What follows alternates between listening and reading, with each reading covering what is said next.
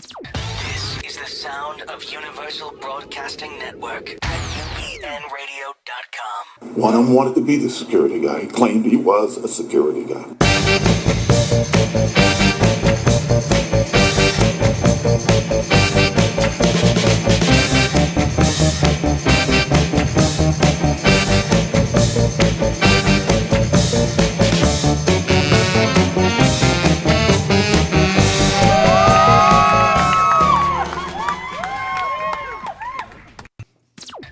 Welcome to a Erotomania version of Security Guy Radio. With Chuck, I left my psychoses at home, Harold, and my kind of co-host, Mr. Jarvis. Mr. Jarvis, how are you doing today? I'm good. I can't hear you on the microphone. Put your microphone up there. I'm good. Oh, no, don't say it like Orson Welles or anything. I'm good. Here we go. I'm good. All right, that's better. I like that. All right. So this is show number 5 in our continuing series. What? 4. Oh, my gosh. 4. I'm just... All these things have got me all flustered. I don't know what to tell you. So show number 4 in a series of 5 with Psychological Assessment Incorporated and our neuropsychologist and PhDs and MAs, Rachel Dempsey, Michelle Wysopal, and Venus Klinger. And today we're going to talk about erotomania, which is something I know a little bit about, so I won't look so stupid on this particular show. And for people to put this in layman's terms, we're going to talk about stalkers more. That's a good way to generalize what they are. Stalkers. This is the psychology behind a stalker. And I think this is really, really fascinating. Individuals who delusionally believe they are romantically involved with a media personality with whom they've had limited or no previous contact. I mean, my experience with thousands of them, no contact. Never met the guy, never heard the guy, but they think they have a relationship with. So pretty interesting. So our lead today is going to be Venus on this, Yes. right? All right, so tell me what got you started in this field? Why is this? Who were you stalking that made you want to learn about stalkers? Everyone. No, some of my early training was at the prisons where you see a lot more psychosis. Okay. And you get a few of these. Well, yes, because they're writing letters. I forgot about that. We have databases of thousands and thousands of people, and they all give their address and tell who they are. There very few of them hide. And a lot of them did come from prison. Letter after letter, with nothing else to do. All right, interesting point. Okay. So you mentioned that some of these individuals have no contact initially. And part of the problem with the delusional disorder is that there's a reality testing problem. They have trouble differentiating reality from from their imagination. Now, is that the definition of psychosis, a break in reality? So are they psychotic in a way? That's a legal, that's a clinical term, and I'm not trying to throw it out there as a general term, but... Delusions are psychotic. Yes. Okay. So that's part of the erotomania. Does that make them more dangerous because they have a little break with reality there? Well, you don't want to have a break with reality. Right. Now that can, like everything, it's on a spectrum. That can mean that they're writing a letter. That's not so dangerous. Right. But if they start showing up at the person's house, Now, that's a little more dangerous. I used to know all the numbers on this, and I'm a little rusty. Maybe you guys have some stats on it. But it is very rare for this sort of personality to actually show up in person. Yes. And I think it used to happen in less than 1% of the cases, or 1/2 of 1%, or some small. So when they do show up, that's a problem. Because Very it's much so outside the norm. In other words, they're motivated to act upon their delusion. And that, and we did have a couple cases like that. Well, and there's a difference between if they know the person or they don't know the person. So if they don't know the person, they show up, it's far more dangerous. Yeah, well... It's far more serious. If they travel across the country, it's far more serious. I think I may know a few people that fall into this ex-boyfriend stalking syndrome. You see that with ex-boyfriends a lot. There's just kind of this, control issue where you dump me, oh boy, I'm going to show you, I'm going to follow you around. And that is a little different than the guy that doesn't know somebody and just watches them on TV. That's a rejected stalker. I think that's more, I'm not a stalker until I become a stalker because I'm rejected. That's what you're saying? Well, there's 5 different types of stalkers. All right, let's go over them. Rejected. Okay. The rejected stalker is just that. You were in a relationship, the relationship ends, and the person has one of 2 ways to go. They either say, I'm so upset, I want to get you back. Let me prove to you my love. And they start escalating. Right. The other one is the classic, if I can't have you, then no one else will have you. And now I'm going to make your life hell. Oh, they seem to be both the same thing to me. Well, your life is still hell if 'cause you're I'm the trying- object. Yeah, if I'm trying to prove it to you, that could make my life hell, right? Sure. Yeah. But one could be a little bit more dangerous than the other. Okay, makes sense. Yes. Well, Yeah. because you have that domestic component, and that's always emotional and things like that. Sure. What triggers that? Why do these people flip over to, okay, it's not working out and walking away? Why do they flip to, no, I'm not walking away. I can't walk away. I'm not going to walk away. I'm going to make you miserable. What the research points to is one of the underlying conditions is low self-esteem. No, really? Yes. Well, and also really poor coping, because if someone thinks that if they keep on coming at you that you'll change your mind, and that's the reality testing, right? Because if they're just annoying you, you've already said go away, and they just keep on coming back, they think that this time you'll change your mind, and that could lead to a lot of dangerous situations. Is there any power mechanisms in here where the person rejected feels they were wronged? In other words, I'm not in love with you anymore. That's fair. You know, stuff happens, whatever. But what if they think they were maliciously treated poorly on purpose by the other person? That's falls number more two. into the Everyone. second one. That's the second stalker. Resentful. 5 types of stalkers. Yeah. Good Look at segue. We'll get there. I'm trying to identify which one I am. I just want to make sure I get it right. Okay. That's the resentful stalker. The resentful stalker. Oh, okay. There's some sort of injustice, and that doesn't have to be a relationship Right. sort of thing. That can just be anywhere in the world. Someone has treated you wrong. Yeah. Okay. Is that wanting to get even? Yeah, wronged me, make I it wanna get even the even. score and balance everything, and Right. right. Okay. And that's They've where been the humiliated. that's where the power and control comes in. Right. That's someone that really needs to regain that sense of power and control. But you might not have ever been in a relationship. You might just feel wrong. So we see this in, for example, custody evaluators. Oh, yeah. That's terrible. Psychologist who's looked at both parents and realizes this parent is a terrible parent and this parent should have full custody. I've heard several of my colleagues be stalked by the parent that was ruled against. Right. Yeah. Judges, Judges. Is that category 3? It is. That makes sense. It does make sense somehow. Okay, I'm sorry. Sorry, Judge. I apologize. Rule favorably in my current case. All right. judges make a lot of enemies. Right. They put people in prison. Right. You know, I've always wondered about that. I had a couple incidences as a police officer where people went and threatened my life in the future when they got out of jail, and I try to watch and see what's going on. Most part, never worried about it, only because I feel I always treat people fairly. Yeah, I'm putting you in jail, pal, but I treated you okay, treated you nicely, I was fair, you broke the law, there wasn't anything unequal about that. That's my job. Judges, I would think, wouldn't have that because they're just following the law. I mean, you know, it's like, so they're and policemen you would think would be more centralized on that part of that criminal justice system. Like, you arrested me, I'm going after you. So they tend to go up to the final arbitrator, so to speak, the final guy passes the final judgment. He thinks that the judge put him in jail, not the cop. Interesting. They have a higher percentage of stalkers? And the thought that that's them doing their job is a very rational thought. Right. Right. Where we're looking more at the irrational here. Right. People who become stalkers aren't rational. Well, I disagree with you a little bit. Okay. Okay. Not rational clinically, but functionally, very rational. Sure. Very logical. We had a guy that, for example, was soliciting the manufacture of a 50 caliber silencer. All right, if you know anything about guns, first of all, silencer is big no-no. 50 caliber? That's like, P-51 Mustang airplane machine gun. It's like huge, right? And he wanted to come kill one of the people on X-File with it. And he just got on the web and said this. And this was back in 99 when the web was really not that, fluid. But he was just putting it out there. A lot of planning, a lot of reason behind it, had some justifications. I forgot what he didn't like about the person. So I don't always agree that it's not rational to kill somebody, right? It's not good, it's not right, it's not moral, it's not just, but that doesn't mean it's not rational to the guy that's doing it, because he can say, this guy just rose me to a level where I feel that I should take your life. It's not right, but I don't think it's not irrational. I think if you put it that way, I think we might miss something from these people that they're telling us. Dismiss them a little bit. He's crazy. He's irrational. I'm not going to worry about it.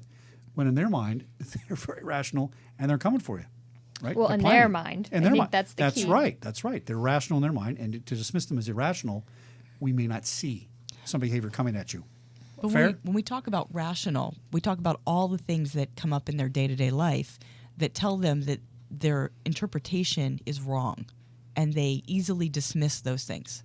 Well, let's talk about another case I had. So a woman, paralegal in Texas, 5 kids, been a paralegal at this firm for 20 years. Normal life, we found out, going to background check, functioned fine, was successful in her career, but had one thing. One thing was, that guy on the sports show that's talking to me, I'm in love with him and he's sending me secret messages. Way off the charts on that one issue, but everything else we looked at, normal. Am I wrong about that psychology? Well, that's psychotic, right? That one thing that's is the break with reality. the one thing is the break. Sure. I would think And you that's would why see these are that. delusional disorders. I mean, there's several different types of delusional disorders that aren't schizophrenia. Right, Th- right. They're functioning in everyday life, but that one thing is not the appropriate reality for the rest of the world. Okay, so in your research and clinical view, we're saying that you can be functional and normal except for this one thing or that one object, so to speak. And that's what the difference between delusional disorder and schizophrenia is. Okay. Delusional disorder is you're functioning in every other part of your life except for this one piece. You believe that the guy on the radio is talking to you. Right. Or you believe that aliens are inserting thoughts into your brain. Everything else is okay. You just Right. have that one piece that's off. So schizophrenia, everything would be off, Well, more or less. you have far more pieces that are off. Right, that right. are not Okay, functioning. makes sense. What's number 3? The third type is the intimacy-seeking stalker. That's the one you're describing. The person that says the radio show host or the talk show host or the X-Files guy is in love with me, or it can go even further than that. I have a love child with that person, or I need to, Jodie Foster guy, Hinckley. Yeah. He tried to shoot the president because he was going to impress the girl, the movie star that he was in love with, that he thought he had a relationship with. So in this case with the sportscaster, this woman was very convincing when we talked to her that she had a relationship with him while he was traveling, and she named some dates and places and so on, and we met in a restaurant. And I had to go to the sportscaster and say, okay, dude, you got to tell me the truth. It's all secret squirrel. We're not going to tell anybody. But to do a fair evaluation, I need to know the truth so I can say what kind of peril you're in, right? And he claimed no, never talked to him, never. And, I had to go with that, right? But in that case, I almost wasn't sure he was telling me the truth out of embarrassment, right? Which would have given me a whole different analysis, Right. Which would have put her in a different category, by the way, right? She's no longer Woman. delusional. Yes. That's right. She's not delusional. She's just scorned. Yeah, Yeah. and that's probably more dangerous for him, technically. Right. Different kind of stalker. Because she's mad at him, whereas opposed to she's just in love with the other one. So very interesting. Well, and the intimacy seeking is really coming out of loneliness. Right. Yes. And Wanting her to having have a 5 kids, connection. I'm not sure why she was lonely with 5 kids, but I do actually know that answer. But very interesting. Okay, so number 4. Let's no, talk go about the. You mentioned, celebrities. David Letterman had a very famous stalker Right. that lasted 8 years, and she believed that they had a child together. And when she was caught at the toll booth, she was telling the toll guy, "This is my child with David Letterman." I mean, these delusions can be far-reaching. Now, I thought he had a girlfriend that he admitted to.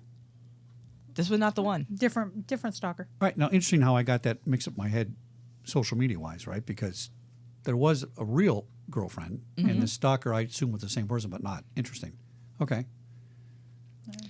So the fourth one is the incompetent stalker. Well, that does not sound good. Those 2 words. Oh, that sounds kind of dangerous. You don't have to be good to be a stalker. That doesn't sound very good. Just have to be Oops. persistent. Oh, I slipped. Yes. I slipped with my knife. Sorry about that. Stabbed myself. That's a different category. All right. I've never heard of that term. What is that? That is usually refers to someone who is has cognitive limitations. Are you saying a stupid stalker? Developmentally delayed. Yes. Perhaps. I actually had an incompetent stalker. Well, I mean, clinically retarded. Is it technically or? Well, so the accurate diagnosis is intellectual disability, archaically termed mentally retarded. And I actually worked with an individual like this who, loved the girl in the apartment complex, kept on going after her, asking her out, and she was nice and tried to be nice to him. And he was convinced that she was going to be his girlfriend, and so he kept on going over to her house and leaving things for her, half-eaten sandwiches, because Well, I mean- have like a kitten And with they Some- aren't able to recognize that their persistence is distressing for the Right. person. Right. I mean, They that don't sounds recognize juvenile. that piece. right, Sounds like a And- young teenager hence the term. love suck strick or something. Okay.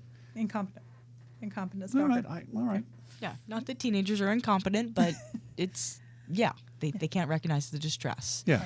They are looking for a date more than necessarily the long-term relationship. It's more short-term focused, Okay.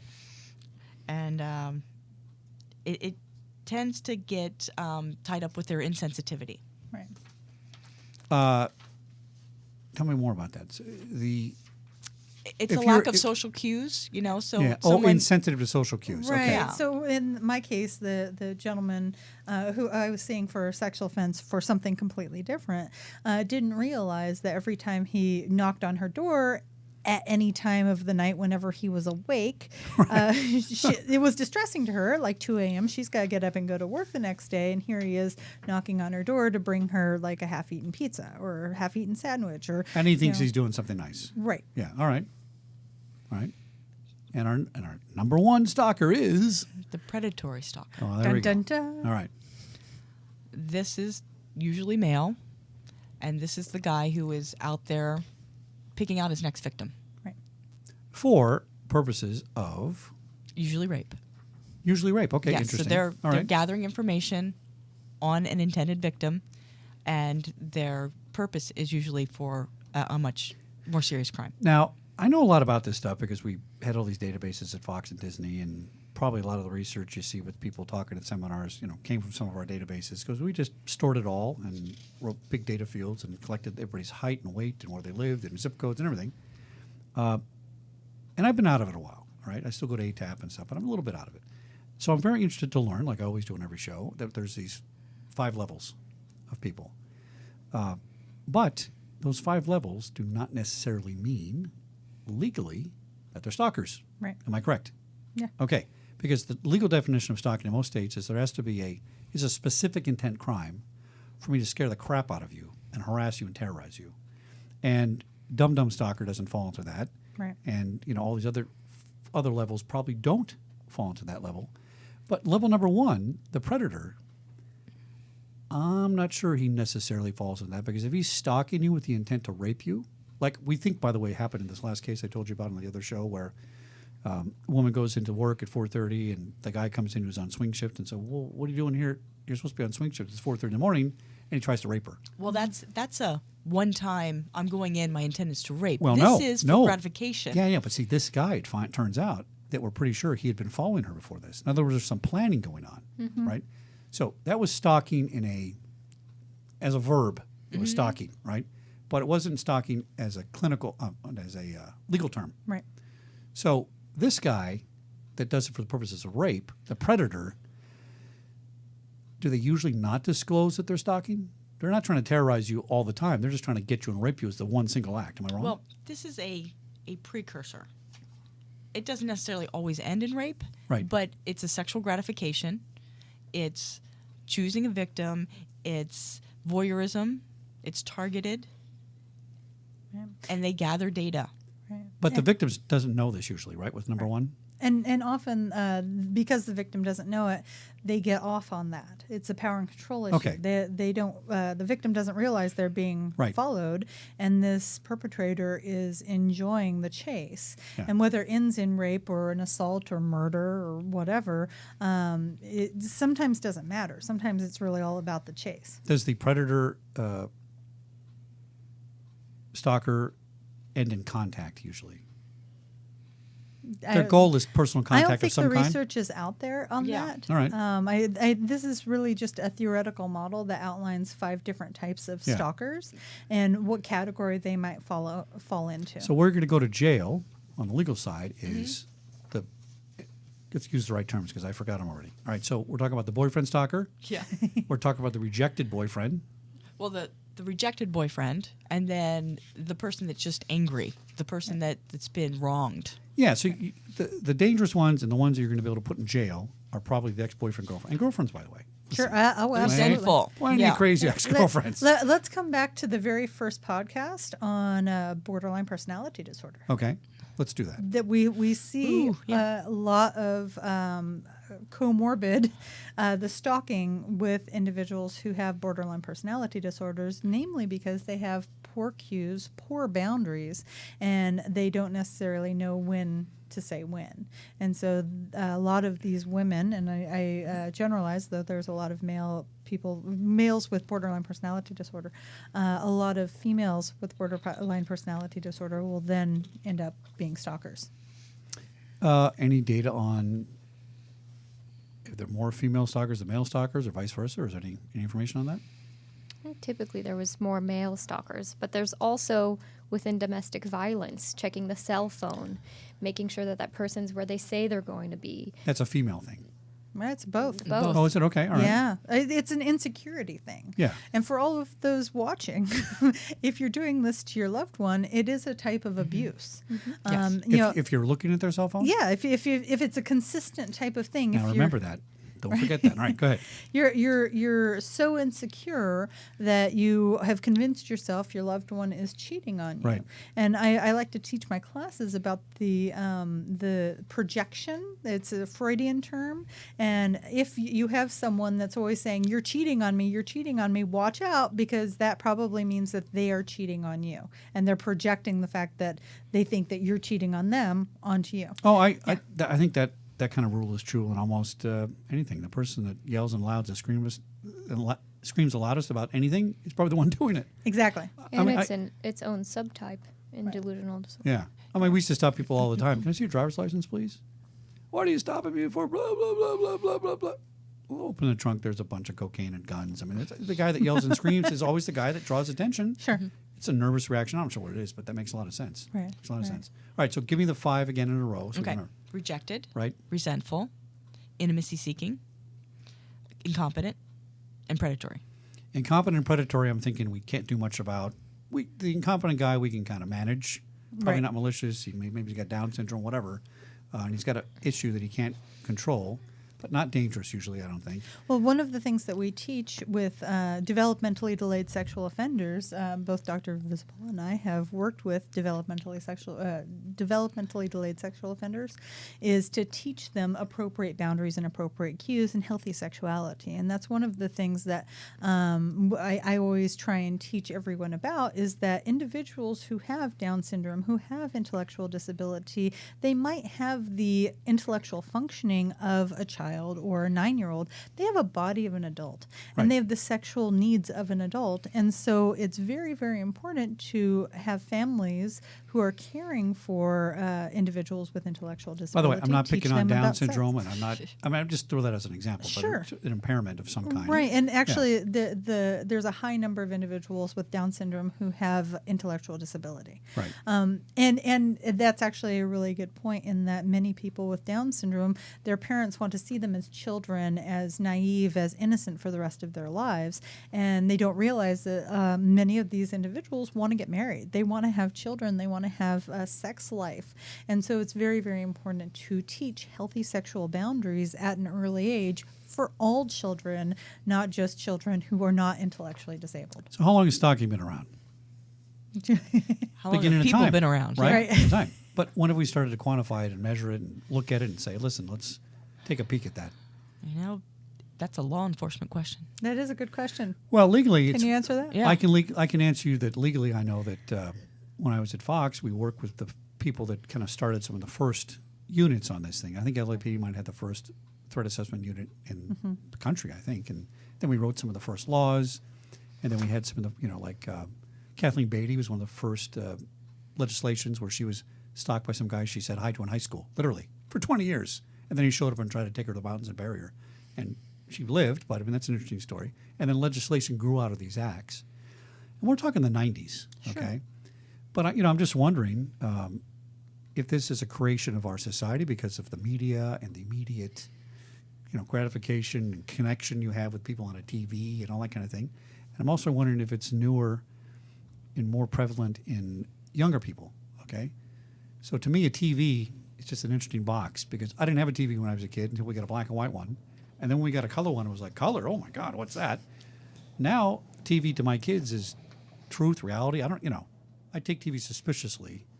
because where I started with no TV. And now it's just the norm when people think, oh, well, the guy is talking to me, he must be real. I don't know. Make sense what I'm saying?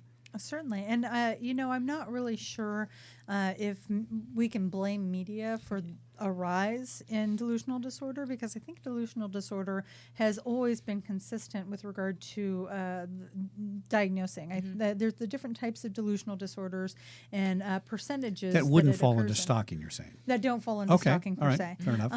And so from a psychological perspective, we realize that delusional disorders go back to the dawn of history, Right. right? And they're psychotic in nature, and they're comorbid with other types of reality impairment.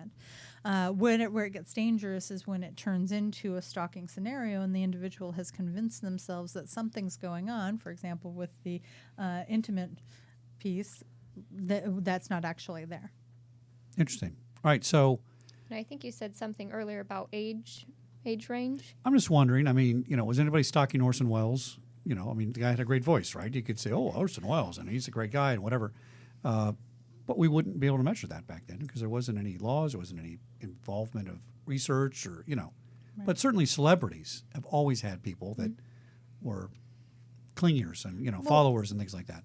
I mean, there's the line between stalking and fans, right? There's so many fans out there who will follow and make their whole lives about a celebrity or a politician or someone who has perceived power.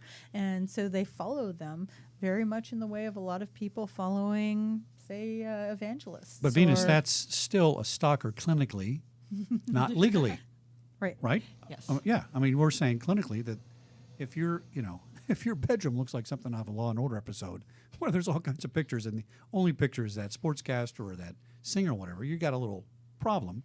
But if you're not crossing over into following me to intimidate and put me in fear, Right. I'm not breaking the law. Exactly. Right. Now, any correlation between clinical diagnosis and people that do eventually act out, right? But it wasn't illegal technically until they committed that last act. Does that make any sense? Sure. We see the famous cases on TV. The guy keeps jumping over Spielberg's fence 10 times, and he's trying to get in, and that's kind of an obvious one. Right. But the crazy fan, that guy is a crazy fan, right? But he's crossed the line. His behavior, his chemical has a break with reality. So if you guys see people and you're diagnosing with this or trying to help them with this, do you find that, is in the other things we talked about, are there escalation processes here in play?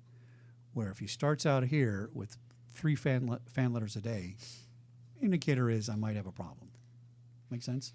Well, I think that might happen is the escalation might only occur if there's a stressor in the environment. So if Okay. someone is kind of going through their lives, they're working, they're holding down a job, maybe they're going to school, they're paying their bills, and they're also invested in following Justin Bieber. And they're in love with Justin Bieber, for example, and then they start thinking they've got a relationship with Justin Bieber and they're going to get Well, married. he and should be locked up so for they that start sending, notes Yeah. to him. This is an actual case.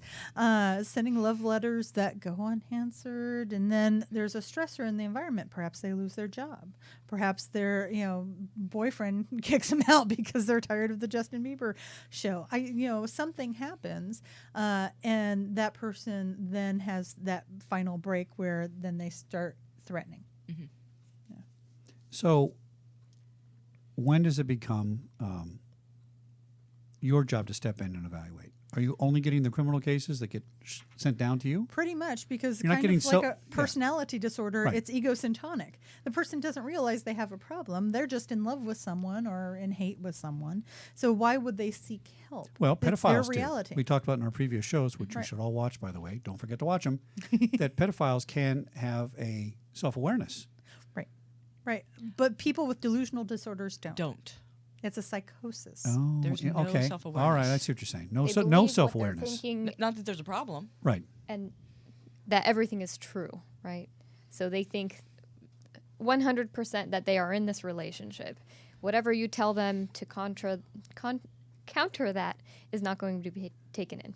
Interesting. Now, why do they stalk or tend to stalk a celebrity and a politician simultaneously? What's going on there? So, simultaneously? What? Oh, yeah, no, we had a lot of people in our database where they were stalking one of our celebrities on, Fox or Disney on the TV, or actually mostly newscasters, ironically. That's what we got. I mean, because that's a daily contact, right? And then a lot of them, a high percentage, were stalking a politician at the same time. Yeah, I hadn't Yeah. heard that research. That's No, interesting. haven't Yeah, heard it was that. interesting. We weren't quite, and the Secret Service came in and said, "Oh, well, we want to look at all that and see what's going on there." Now, of course, the Reagan thing is famous, Jodie Foster Reagan thing, right? Absolutely. Yeah. But we saw that appearance quite a bit. And if you got them off that particular movie star and got them onto somebody else, they'd okay, I'll go stalk them instead. That's fine. Certainly. We Or would- or you get them into therapy and then they start stalking their therapist. Yes, that happened in the case with the sportscaster. The Right. psychiatrist involved in that came out and met with the stalker, and he called me up and he says, "Oh, dude, she's like stalking me now, all over the place, phone calls, notes, blah blah blah." I said, "Well, what? I don't have to be a psychiatrist to tell you that was going to happen." Right. Well, I mean, Right. that's the delusional piece. It's a Yeah. it's a break in reality. It's a false reality, and therapy. We actually have a lot of information with regard to how do we actually treat this, and it starts with the Therapeutic Alliance. Well, and the reason why The they switch Therapeutic objects. Alliance, is that a? That sounds evil. Is it some kind of organization or something? What is it? What is that? Well, first, to go back to why they switch. Yes. Why do they switch? They switch because they haven't been fixed. You know, Oh, if you all don't right. fix the underlying problem, they're going to keep jumping from person to person. But see, my belief would be, and I'm wrong, of course, but I would wonder why aren't they just sticking with that one person? Now, do you find that's true in the boyfriend girlfriend thing? They certainly don't switch in the jaded boyfriend's not going to switch to a new girlfriend he doesn't have. Well, you might get a new girlfriend, and that will solve the problem, right? No, well, okay, makes sense. All right, that makes sense. So it's not flipped into clinical. He's a normal boyfriend until he becomes not normal. Right. And we're actually talking about two different things. We're talking about delusional disorder versus just stalkers. Yeah. So those are the 5 different types of Stalkers. stalkers, but not all of them necessarily have the delusional disorder. Oh, they don't? No. No. Mr. Or Jarvis, the can I erotomania hear subtype. myself? Am I loud enough? Let's see if I can't hear my. No, that's better. Okay, good. All right, so distinguish those two things then. Okay, delusional disorder is the break with reality. Right. That's the guy on the radio's talking to me. Stalkers are just people that harass other people for one of those 5 reasons we outlined. And they could Only be- the they- intimacy seeker had the delusional piece. Right. Oh, So only that not- one? Right. Not all stalkers are mentally ill. Oh, interesting. Some of them might have personality disorders. Right. Some of them might have other types of disorders, but only the intimacy one is the So, erotomanic. but why is it not delusional if you feel you're the jaded boyfriend and you've been done wrong, and that's the rejection guy, let's say, and Maybe he was done wrong. Maybe. Yeah. okay, Maybe yes. she met somebody new and said, "I'm done with you," and he's like, "Oh no." Right. Okay, that makes sense. But what if the other party just completely made up a bunch of nonsense and it's not delusional, but they feel like their set of facts don't match the girlfriend's set of facts? Well, and that's usually the case, right? They're Because not It's called delusional. life. Yeah. You've got 2 different perceptions. Okay, but not delusional per se. Not but not necessarily. delusional. Okay, all right, Maybe she just says, "I'm done," and he's like, "No, I'm not ready for you to be done." right. No, I'm in love with you. You've got to stay with me. Right. Where did Erotomania come from? It sounds like Autotopia at Disneyland. So it's a great name. It didn't come from Disneyland. No. Eroto as opposed to erotic. Love. Why not? Okay, so what's That's erotic? Eros. Eros Okay. is the root of love. Okay. And mania means crazy. When was this term coined? Fairly new, That's a No. great question. I don't know. 19th century or 20th century, probably, that- right? If you call that new, yeah. Yeah, I mean, Okay. this hasn't been in the annals of DMS. What do you call that again? Which acronym is that? DSM. DSM. It hasn't been in Right. DSM forever, right? Right. Okay. Do we know who came up with it? Who first kind of identified this stuff? Gosh, From your side of the house. it's a French guy. Is a it French in, guy, in yeah. our notes? I don't know. No. All right, just curious. Yeah. I mean- French guy sometimes. some French guy. yeah. All right. So, what is treatment? I would not think there'd be treatment for this. Yes, there's treatment. There is treatment. And unlike other delusions, like someone who has schizophrenia, we never challenge the delusions. We just treat the underlying reality testing and thought Okay. disorder. We actually have to challenge the delusion here. Well, you mentioned we start with the Therapeutic Alliance, which is not evil. Okay, good. That's a good thing. Yes. Therapeutic Alliance is just building a bridge Right. to the person you're working with. So if you don't build trust, how are you going to work with the person? So first you have to build trust. Right. And that's actually with all therapy. They've looked at the different types of therapy. We've got the cognitive behavioral therapy, humanistic therapy, all psychodynamic therapy, all different types of therapy. And the research has time and again shown that it is the therapeutic alliance and the relationship between the therapist and the individual coming in for help that does the trick. So if they're not self-aware and they're not coming to you on their own, you're getting referred to them in a criminal case most of the time? Often, yeah. Okay. Especially Criminal case these or guys. families Right. recognize, Yeah, that's true. Yeah. they're either having interactions with the police or the police are catching them and saying, hey, we're not going to arrest, but somebody's got to deal with this. So treatment has to be different because the guy that crosses into a criminal act has different behavior than the guy that's just the dumb stalker, what was the term again? Dysfunction, incompetent stalker, right. Right. Different behavior, different intent with their behavior, right? Right. Do you treat them all the same because they all have no? Okay. No, the delusions you have to treat a little bit different. So talk about that.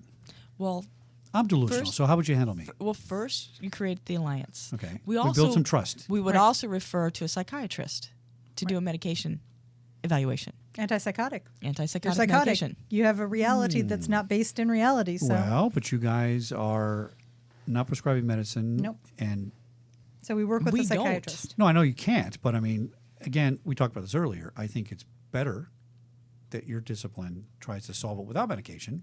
And the But- fact that you can't prescribe it, whereas a psychiatrist wouldn't go through all this trouble to try and fix it. He say, here's a pill. For some things, it's indicated. Yeah. Okay. With psychosis, it's indicated. All right. With certain mental health conditions, you want to work with a psychiatrist. Yeah. That's just as you said here, indicated.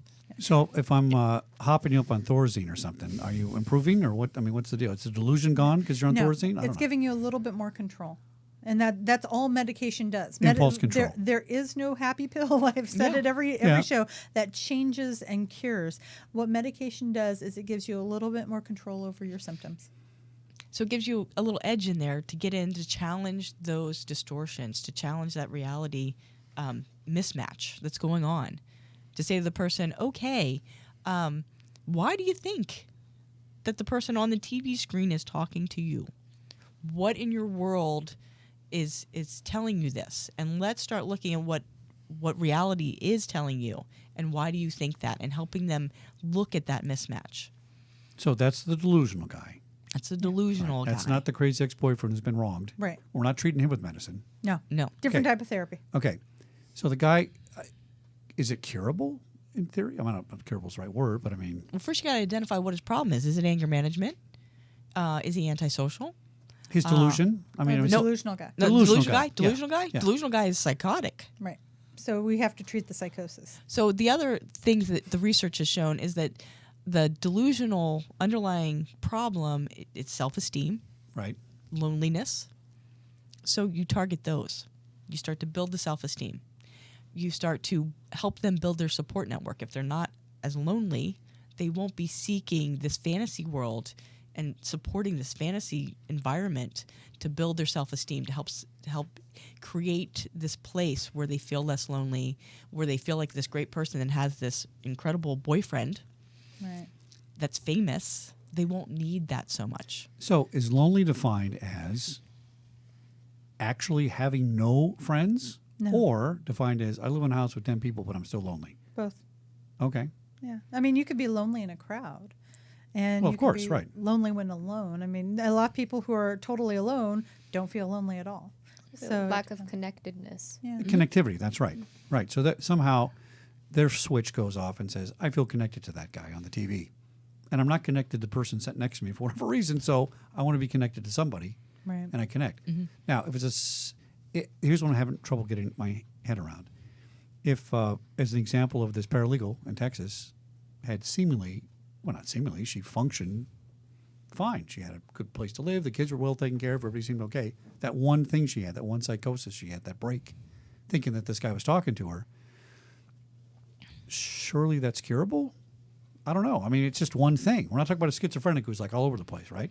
Is it curable? Can you say, okay, I get it. It was a delusion. I'm sorry. It I'm might, back to reality or not? I mean, it might be curable, but then there's relapse. or there's potential for relapse. So that's why I'm always careful about using the term cure with anything with regard to mental health issues. So if it's not the sportscaster, it might be a security guy radio Jarvis. You never know. You might have a stalker. You're going to get a stalker with that damn voice of yours. That's for sure. So they would just flip because their personality lends itself to that behavior. Not the person is lending themselves to that behavior. It's not that I'm in love with Justin Bieber. I could be in love with the mailman if that's what happens. And that's why it switches. Okay. That's why it goes from the sportscaster, newscaster to the therapist or the psychiatrist who's doing the evaluation. Well, it's about building coping skills, building a support network, because the more you can support that environment, the more you can, build those walls. If a stressor comes, that person is able to manage it. Right. And we had, our database was that our biggest victims were female newscasters. And I don't know if that's because they're on the air every day and you feel there's more connection to them as if you're the delusional guy, right? Sure. Oh, she's talking to me every day. I mean, oh, look, she's working overtime on Saturday. She's still talking to me. And females more than males for some reason. Although we did have a lot of female stalkers. We had a lot of that kind of stuff too. So I don't know if there's a data research on that about, who victims are. I mean, if it's the delusional guy, I get that. But my guess is there should be way more ex-boyfriend, girlfriend stalkers. Do you see more of that in your treatments? Because that falls more into the criminal area for you. Now you're talking more domestic violence. Well, I mean, if I'm pissed at you because you broke up with me, I might not have ever been violent. I'm just pissed, and I'm going to make your life miserable by calling your work 500 times and doing all these things, right? But that's the thing is they've committed a crime by threatening or stalking or whatever the crime is. So now they're mandated for therapy, and we see these through the mental health courts a lot. Are those people more curable because they don't have a delusion? They just have bad behavior. Right. So we have to help them with coping skills and support network. I mean, you have to have the therapeutic alignments. It's sort of the same thing. But with regard to cure, are they less likely to stalk? Sure. Because they don't have the delusion that needs to be treated. They just have poor coping and anger management. Impulse control. Well, if I get a new girlfriend and I think she did the same thing the other girlfriend did, am I going to go back to that behavior? Or does it tend to be unique and isolated to that one particular relationship? I think it depends on a number of factors. Intelligence, awareness, self-awareness, the ability to actually benefit from therapy, as opposed to just doing your time. Any The outcome comorbidity? from the first stalking incident. Right. Is there other stuff going on? Are there mood disorders? Is there substance abuse? Is there a Do you personality disorder? Yeah, do you find a lot of those things emerge as you're talking about this one particular stalking issue? Always. Yeah. Yeah. I mean, it's never just a specific thing. When people are mandated for therapy, sex offender therapy, stalking therapy, competency, whatever, there's usually a whole bunch of other dysfunction that comes out. Any numbers on whether this is getting better or worse, stalking?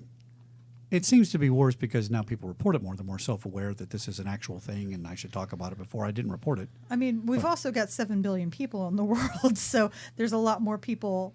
There's a lot more people reporting. I'm wondering if it's There's more is this unique to societies, the delusional guys? Is this unique to societies that have a lot of multimedia stuff, right? No, I think it happens throughout the world. I didn't pull any information on specific countries, but I do know that it's not specific to. So I can be delusional about Edgar Allan Poe, and I never met the guy, and he's an author, but I'm obsessed with the guy, right? Let's go backwards in time where there wasn't multimedia. The book was multimedia. Could I have had that personality for a writer? Right? I mean, it's not the delusional guy. How can you think you had a relationship with somebody that's writing a book? I can see somebody thinking Security Guy Radio might be attractive and might want to call me. By the way, ask Jarvis for my number. But in that case, that's more visual. That's more like your mind can create some construct that says he's actually talking, reaching out. I can see him. I can interpret words. It's a different world. It's a fantasy. It's a fantasy.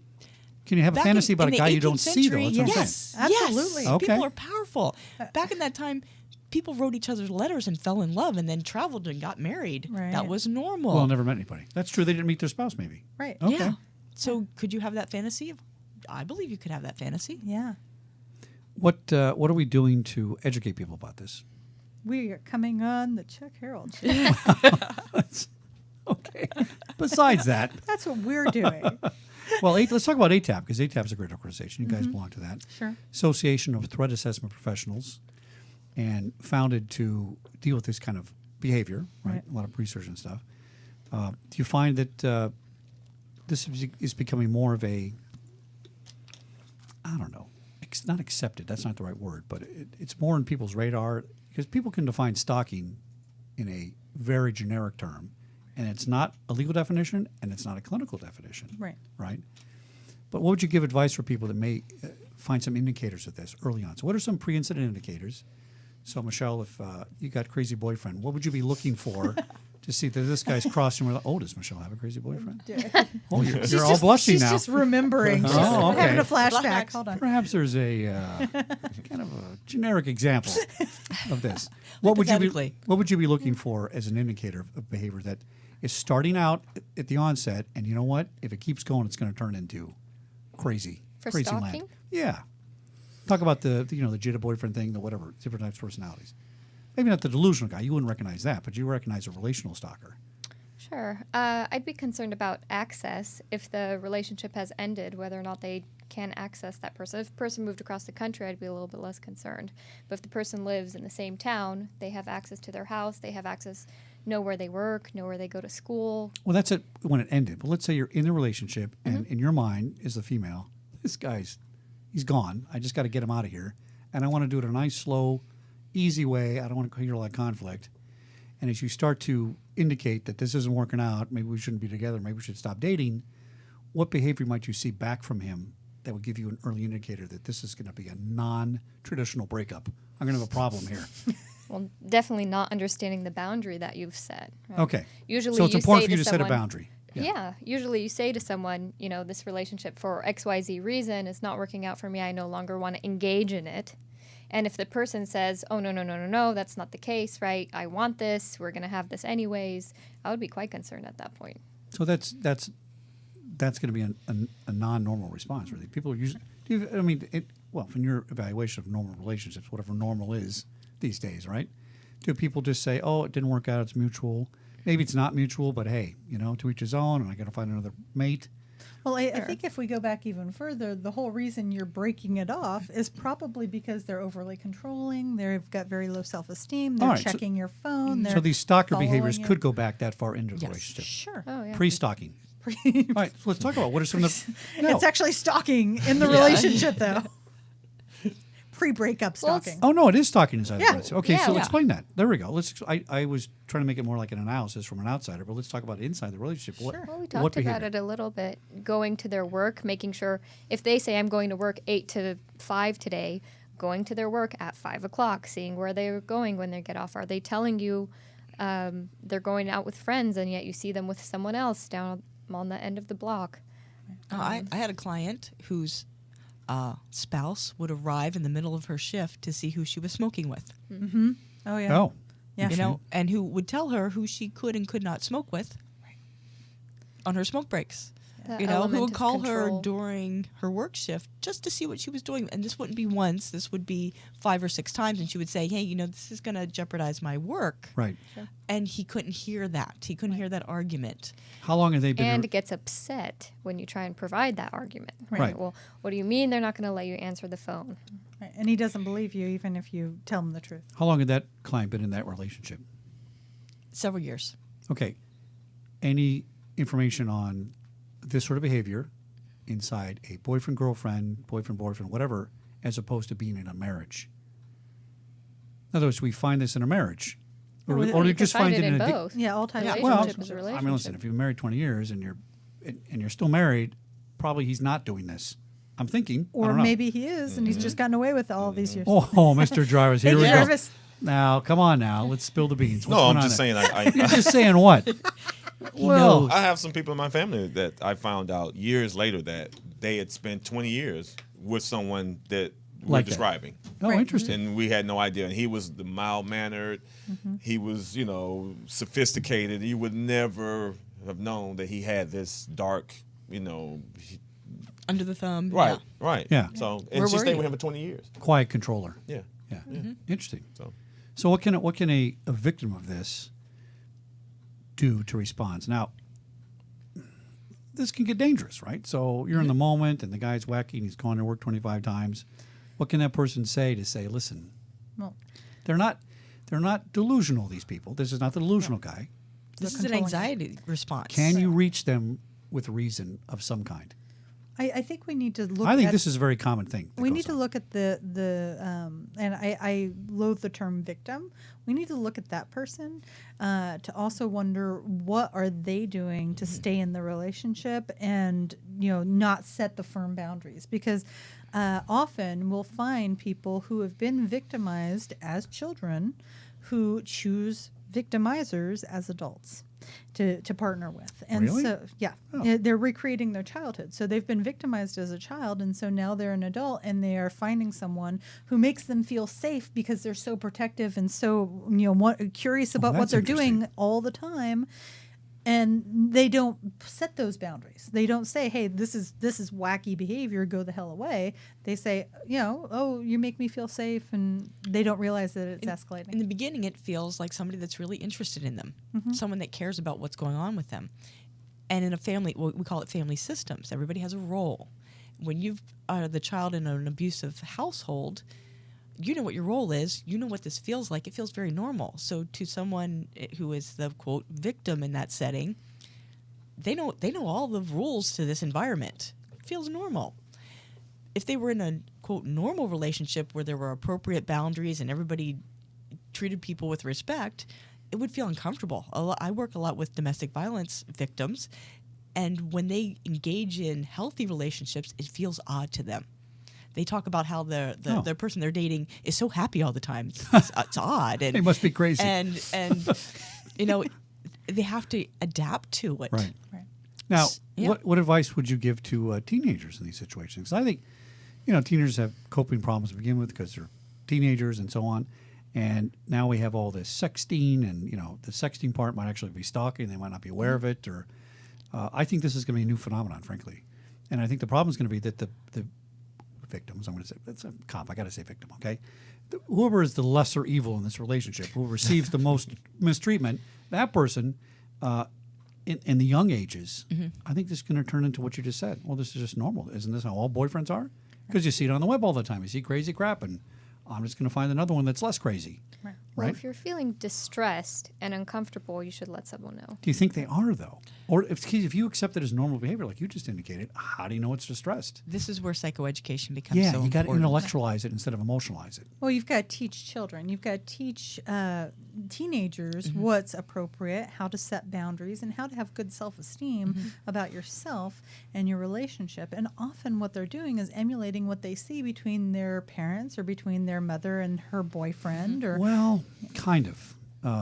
Here's why I'm going to diverge with that a little bit. So, you and I, if you like some girl that you saw at school, you went up and talked to him and said hi and asked him out or wrote him a note or did something, and there was some contact and interaction there, right? Now, contact to my daughter is, he didn't send me a text. Why don't you just call him? Oh, no, I don't want to call him. I don't want to bother him. Well, pick up the phone and call him. Oh, no, I'm going to wait for his text to come back. No, that's not communication. Right. Texting is the least form of communication, but people in my kids' ages believe that's communication. So I'm not sure that they can, to your point, Michelle, they can feel that inappropriate behavior, because if you're mostly texting or voice messages or whatever it is, it's not the same as when you and I would meet somebody and go, the hair on my back of my neck just stood up. I got a bad feeling I'm running away, or this person's normal. I think it's harder to distinguish these people now in the digital world. Am I wrong? Yeah, but don't it's know. Everybody everything sounds that's good in a coming text. that's unwanted, right? So if you try and set a boundary with someone, and you say, "Please stop texting me," or whatever it is that you're saying, and in the next hour they've sent you 200 text messages. No, I get that part. That makes sense. But if the younger, if the teenager doesn't know that sending 200 pictures is inappropriate because Well, all the that's friends do it. psychoeducation piece. And Yeah. that's up to a See? father to teach his daughter. Yeah. Not to do that. But you see, I think this is a new, and again, the law and people's mores aren't catching up fast enough with the technology. And even a lot of agencies come into schools and provide psychoeducation on what healthy relationships look like. Yeah. If someone is sending you 1 million text messages a day, you might want to look at that and be Right. concerned.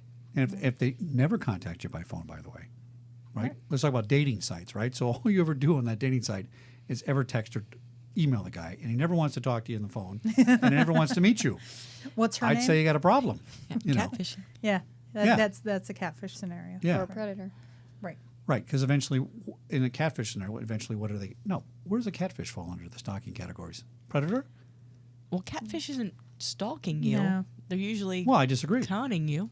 I disagree. Or you're I think- engaging in the relationship. Right, they get something from it. They're not stalking you per se. They put out there probably 10 to 15 of these lines, and people respond, and then they create this whole relationship. We actually had an individual who was in the whole catfish scenario for therapy, and what they did was they had 5 different individuals that they were sexting with and Right. emailing with, and never wanted to meet because they would find out that they're the wrong gender and not the same age of the individual that they had been helping themselves out to Oh, be. they were pretending to be a girl or a guy or vice versa, or Right, something like that. exactly. And so, what do you do in those types of scenarios? Well, eventually they get caught, they go to jail, and then they come to certain therapies. Yeah, they're trying to pass some legislation for e-identification. In other words, you can't just pretend you're somebody on the internet anymore. Not su- I mean, that's good in theory, but in the long run, I'm not sure if it's a good idea. But distinguish your 5 predators from an e-predator. Where does an e-predator, electronic predator, fall into those categories? Well, I'm sorry, an electronic stalker. No contact. It's only through transmission of emails or texts that in other words, maybe they never met the guy in person or anything like that. Well, this is a problem that a lot of schools have. Right. Junior highs, high schools, they have a lot of cyberbullying. So, yeah, we don't have a cyber stalker. I think you got to is add a- an. Oh, see, look at that. Well, Charles. I We think- created a new Create category. a new category. I would That's argue right. that the cyberstalker probably falls in any of these 5 categories: the jilted, lover, the lonely person, even the incompetent one. Well, let's say can they already let's fall say in they these. never met you, never had a relationship with you. They just happen to know you because you're in the cafeteria. They get your phone number and they're just. So that's the on- intimate type, Stalking doesn't have to be physical. right? It doesn't. No, I know be it doesn't. electronic. In fact, this day and age, it's probably electronic. But I think there might be an argument for an additional category because kids can just be mean, you know. Right, right. I have a good friend who is a junior high principal, and she would tell me stories that she would spend a lot of her day dealing with cyberbullying. Sure. And printing out Facebook. She got to be an expert on how to print out Facebook pages because these kids would just attack each other, and they didn't even have to know each other well. There didn't Right. have to be a jilted boyfriend or a stolen boyfriend or even stuff. It would just be cliques attacking each other. So It's vicious. Yeah, and I could see bullying falling Guys, into one of those You stalking sound old. categories. Kids these days, come on, guys. I sound old. All of us. Look sound at old. me. Kids, Kids are mean. kids Check the these color of days my with hair. their cyberbullying. but yeah, I don't. Yeah, I think It's a we'd little have to different. look at the research. Yeah, you it's a little know? different. I think We'd it's have to look at the I think research. it's a new phenomenon. Well, these typologies are for adults. They're not for. Yeah. They're not for kids. Oh, I wasn't aware of that. Yeah, these are adult typologies. Why wouldn't a child fall into one of those? I could see a child falling into any of them. But I mean, yeah. clinically, why don't they? Because it's not in your book. I don't- the These DSM typologies aren't in the DSM. Yeah, they're just No. from Oh, research. okay, okay. Yeah. These All are right. research. Yeah. All right. Yeah. Delusional disorder is the only thing in the DSM. Stalking is not. Yeah, Stalking delusional. That is makes a sense. If you're a criminal delusional stalker, that would fall under there. Okay. Oh, I didn't know this was involving children. The Or could. other, well, it's a typology. It's just like Yeah. where do they fit? But yeah. Well, once again, Security Guy Radio has solved many of the world's problems through ignorance and questioning. Very interesting. All right. Well, got about a minute left, Mr. Jarvis, so let's take it out. So, thanks again to Psychological Assessment Incorporated out of San Francisco area. And their website is psychassessment.us, psychassessment.us. My guests have been Rachel Dempsey, Michelle Wysopal, I beg your pardon, and Venus Klinger of Psychological Assessment Incorporated. So these guys are the real deal. They know what they're talking about. Give them a call and have them evaluate your stalker for you. Thanks again for coming on Security Guy Radio. And we'll do one more episode on schools and At things some like point, that. yep. Yeah, probably we'll Skype it in that. So it'll be 5 in the series. So check out series 1, 2, 3 about psychopathy and pedophilia and pornographic animation and very interesting series. So thanks for coming in from San Francisco on Security Guy Radio. Thank you. Thank you. Thanks. Until next week, thanks for joining us. Be safe.